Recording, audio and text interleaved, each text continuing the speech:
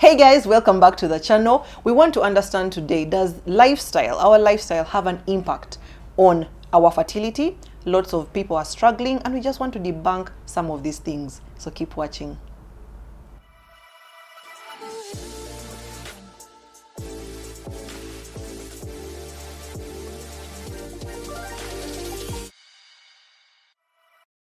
So I'm here with Dr. Victor. Dr. Victor, welcome to the channel. Hello, Lisa. Dr. Victor, you guys, was Royo's my guide, delivered Royo.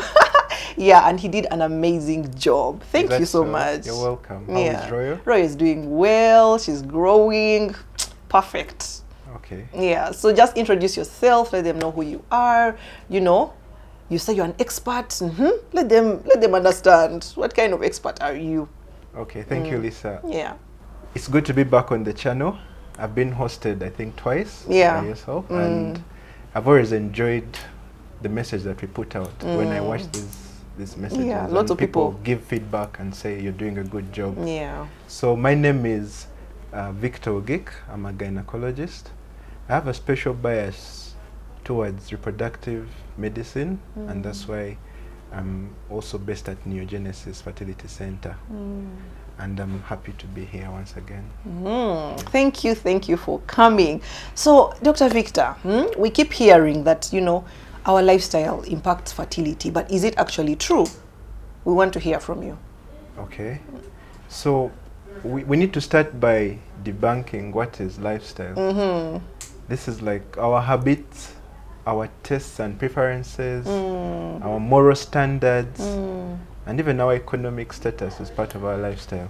And these are facts that shape the way we lead our lives, shape the way we go from day to day, and what we choose to do, what food we choose to eat, and everything. So we would draw an example from basic science, maybe from animals, like bears. When they hibernate in the winter, they don't reproduce because the environment is not conducive.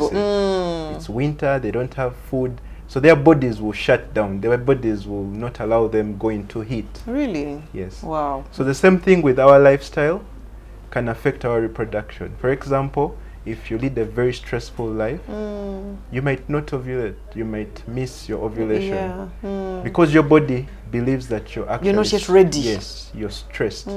Or if you're very sick, suffering from some chronic illnesses, you've lost weight, your body is not going to allow ovulation, is not going to allow reproduction. So there are also other things that we are going to talk about. Okay, all right. So as you were talking, you touched something on the things that we eat. Can we talk about how nutrition actually plays a role in this, you know, on this fertility journey?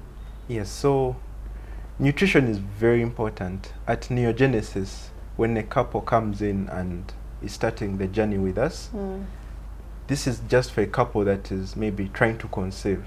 We have a brochure that stipulates certain healthy diets that they should be on. For example, there are foods in our diets that might not be very healthy for us. Things like refined sugars, soda, something as simple as barbecue sauce. Yes, it makes that muchomo very good, but it has preservatives, it has sweeteners that are going to affect your sugar levels. And this can affect your ovulation as a woman. Really? Yes. Sugar is very, very harmful to our bodies in the long run. Other foods, so there are certain healthy foods that we encourage people to eat. They're what they call cruciferous vegetables. Things like broccoli, kale, cabbage. These are very rich in chemicals that help our liver to function. And the liver is the organ of the body that helps with the metabolism of hormones. Like when hormones are produced, the liver helps to get rid of these hormones, excess hormones from your body. So these vegetables actually do help with this function of the liver. Things like fats, they are healthy fats or good fats. Avocado oil, olive oil. Not Blue Band. Not. No, I wouldn't want to say Blue Band. But margarine. Okay. So when you have these fats, you know, hormones are produced from cholesterol. Okay. You get it? So cholesterol is from fat. So cholesterol is like the basic block for hormones, estrogen, progesterone, and all that. So when you have healthy fats, you're going to have healthy hormones being produced in your body.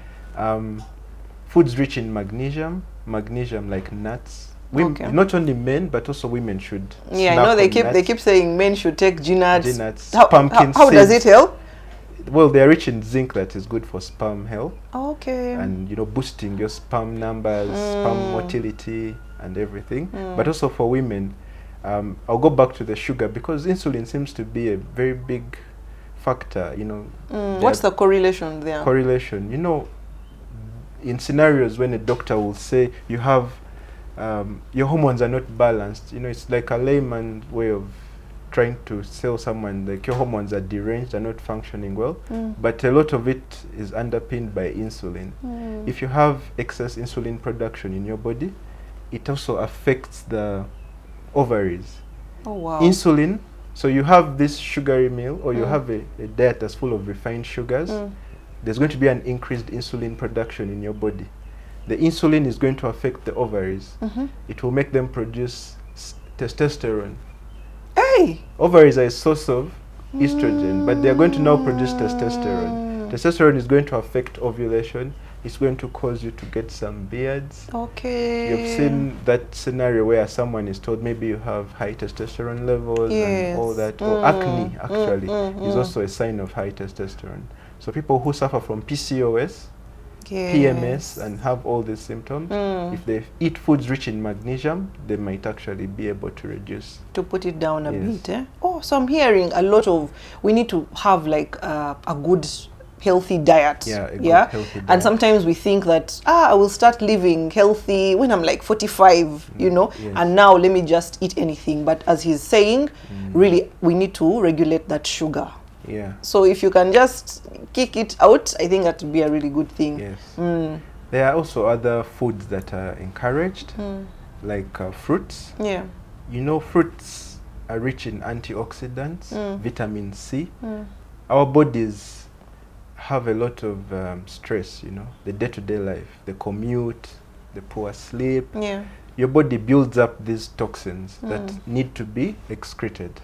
So when you take fruits and you have this vitamin C in there, some vitamin E, among other things, it's helpful. It's helpful. It's going to help your body deal with this excess oxidative stress. That's what we would call it. And that releases some hold on your sperm production. It releases the hold on your ovarian function and will enhance your fertility. That's interesting to hear. Now that you're talking about diet, you know, we are seeing a trend. So many people are overweight and obese, you know. Does that affect us in any way? Yes, very much so. How? So when we become overweight, one of the things that happens is our fat, we accumulate fat under our skins, on our backs, on our bellies, and that fat is actually a source of certain hormone called estrogen. It's a hormone that resembles estrogen. For a woman, that fat is going to, the estrogen is going to resemble her estrogen that she has. And it's going to affect the function of her estrogen. That can cause altered ovulation, abnormal menstruation, and things like that. On the men's side, having that belly fat is also going to cause an increase in estrogen. That's when you see man boobs. Okay, men that tend to develop breast-like structures because they are actually obese and they have an increased feminine hormone circulating in their bodies. I hear the correlation. And it's coming from the belly fat. Oh. Yes. Oh my God. So obesity is like a pandemic. It's going to also lead to other conditions. Heart disease. It's going to lead to hypertension and other complications in your life. Wow, guys, please stay woke, be as healthy as you can. And I just want to, you know, to just ask if our fitness can change some of those things. Like if we are more fit, exercising, what should we do really to just put that How down? can we live healthy lives? Yeah. Incidentally, there's a growing trend, maybe it's trendy to jog and run, but it takes a lot to burn off what we eat.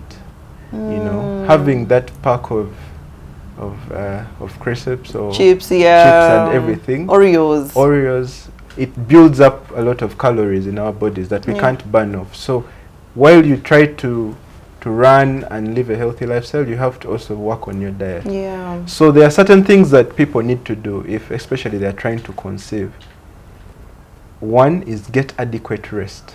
You know, rest enough, sleep enough. It does a lot in your mental health and helping your body recover, helping your body function well. Eat healthy. Yeah. You're supposed to cut out refined sugars, processed foods. I'll be getting back to processed foods. Yeah. Remind me about that. Okay. But you eat healthy. You avoid harmful things like alcohol, binge drinking. A little wine here and there is okay. But binge drinking especially.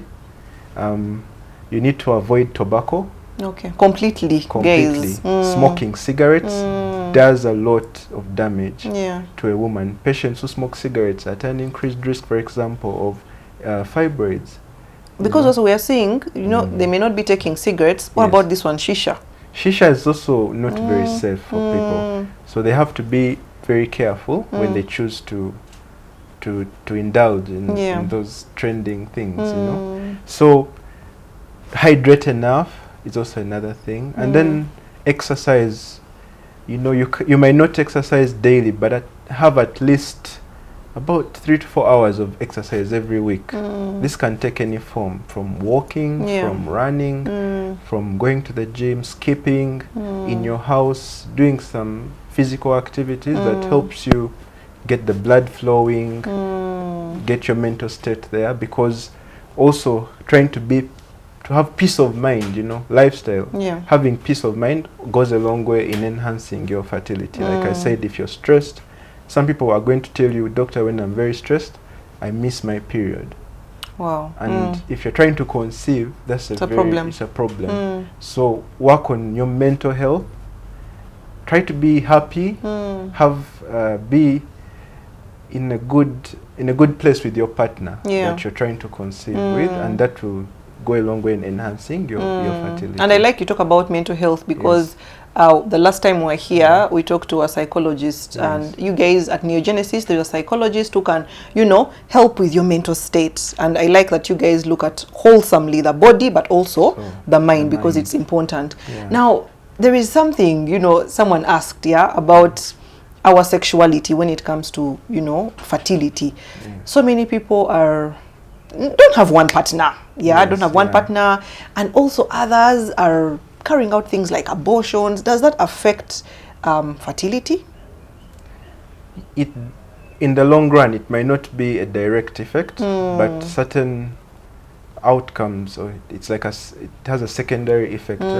For example, if you're on the sexual network, you have more than one partner, or you're both having multiple partners, so you're picking up, and unfortunately you're not having protected sex, because condoms do save lives. So you're having unprotected sex, you're picking up bugs from one person, carrying them to another person, things like chlamydia, gonorrhea, that are now very virulent. They are called superbugs. Like there's a gonorrhea that's not responsive to many of the medicines that we have. So even when you're treated, it stays active in your body. So what is it going to do? It's going to damage your tubes. So you might go through this life of sex and fun prior to actually settling down with your and then years partner. Yes. So you now meet someone that you're willing to start a family with, and things are jamming.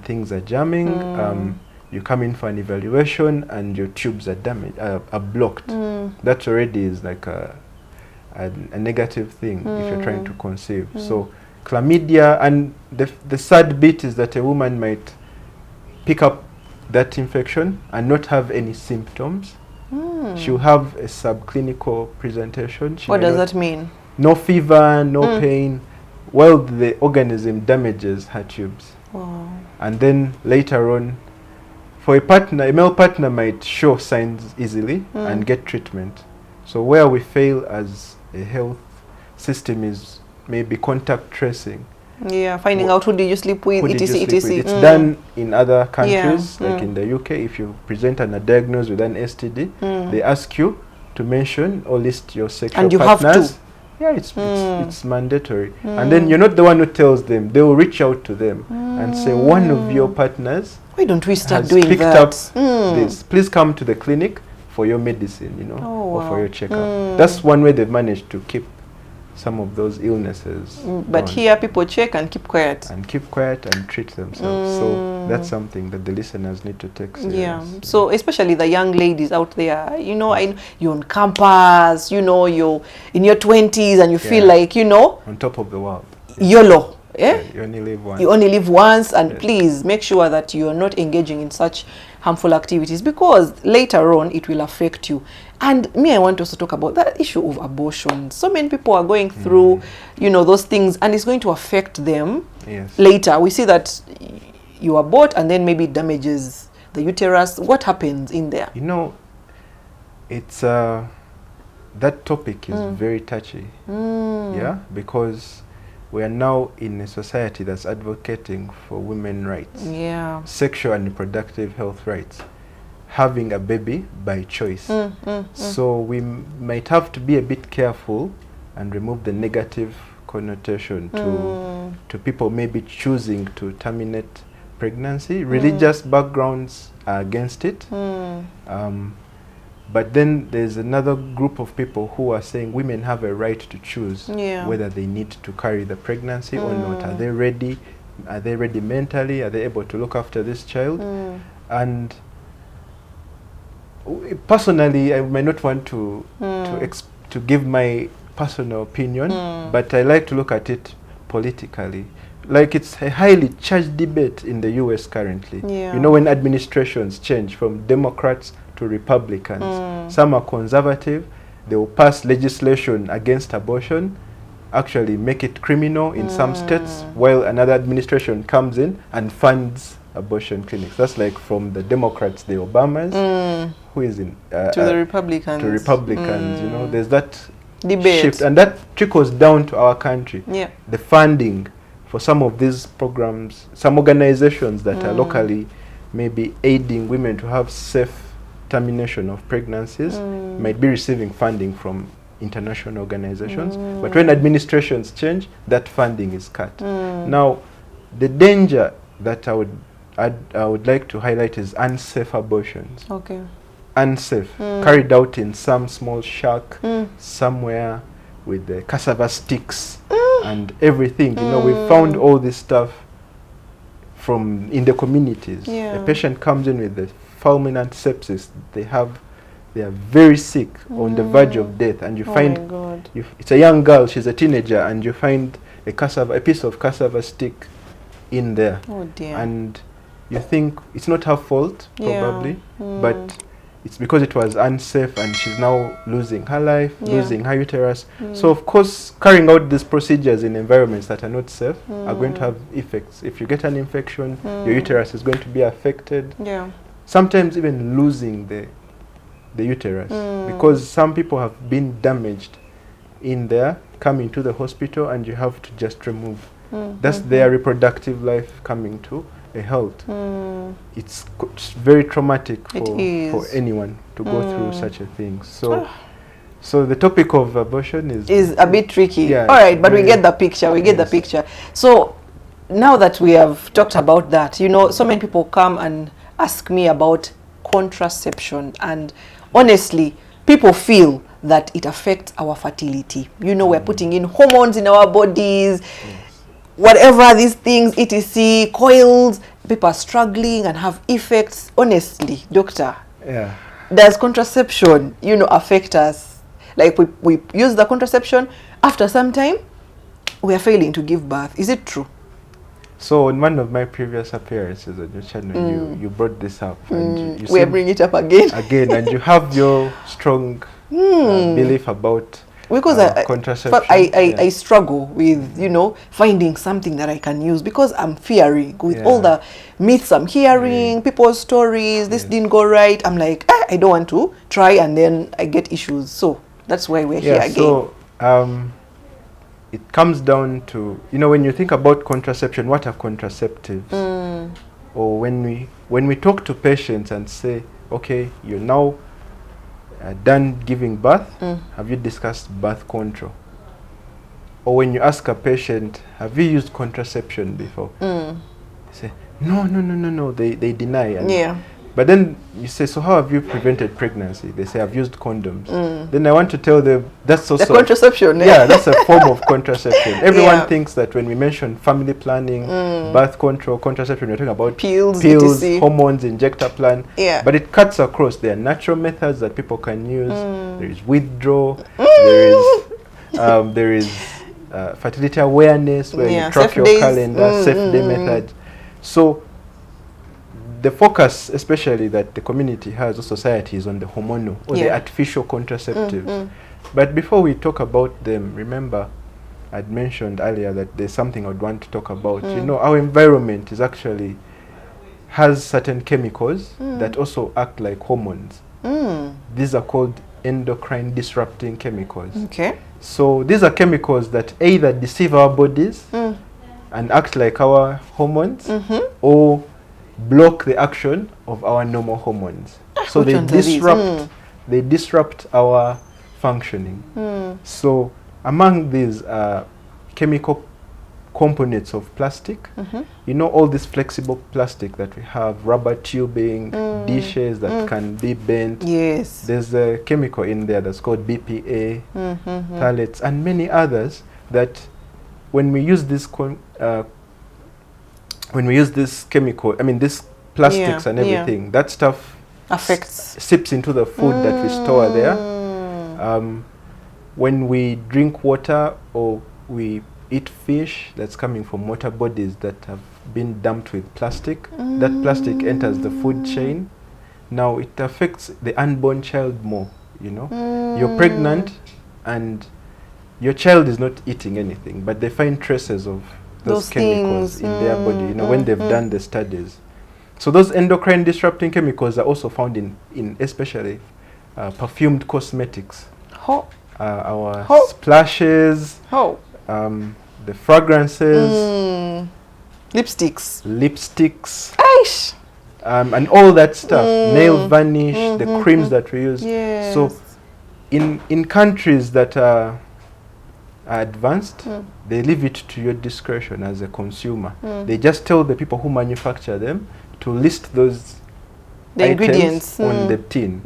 And then you as a person are supposed to be keen enough, informed, and read and say, I will not use this product because it has this, and this. But in our I mean, we don't have that much strong regulation here, but then we're using this product. So that already, I mean, you don't know how to live because the environment itself, I mean, these chemicals have been linked to endometriosis.